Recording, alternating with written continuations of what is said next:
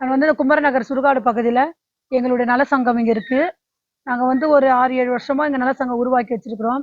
வருஷந்தோறும் நாங்க வந்து பொங்கல் பண்டிகை வச்சு தான் இங்க நாங்க திருவிழா பண்ணி, அதுக்கு ஒரு பசங்களுக்கு நல்ல போட்டிலாம் வச்சு, மக்களுக்கு நல்ல ஒரு விழிப்புணர்வா பொங்கல் கோல போட்டி, அப்புறமேட்டு வந்து நெறைய கலை நிகழ்ச்சிகள் வச்சு, நாங்க வந்து போட்டிகள தொடங்குவோம். ஆனா, இந்த வருஷம் வந்து எங்க அம்மாவுடைய நினைவு நாள். எங்க அம்மா பேரு காஞ்சனா தாஸ். அவங்க வந்து மாவட்ட துணைத் தலைவரா இருக்கிறாங்க அதிமுகல. அவங்களுக்கு வந்து இன்றைக்கு நினைவு நாள்.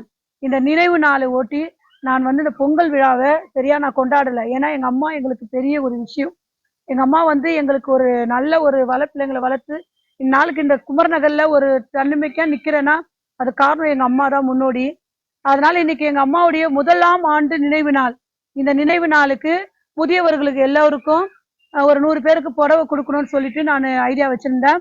அதன்படி இங்க வந்திருந்த அனைவருக்கும் 100 பேருக்கும் முதியவர்களுக்கும் மற்ற எல்லாருக்கும் சேர்ந்து புடவை வழங்கினோம்.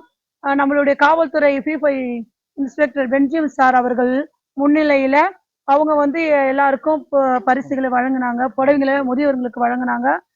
கவுன்சிலர் வந்து அவரை நாங்க அழைப்பிச்சோம்.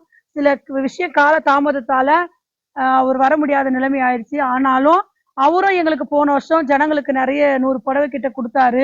இந்த குமரநகருக்கு நிறைய விஷயங்கள் அவர் செஞ்சிருக்கிறாரு.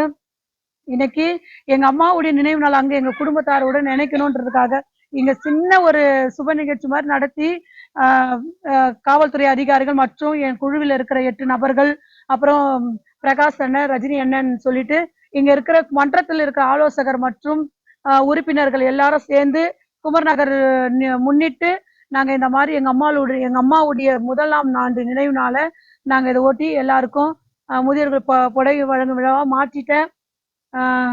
இதை நான் சிறப்பித்து தந்த அனைவருக்கும் நன்றி.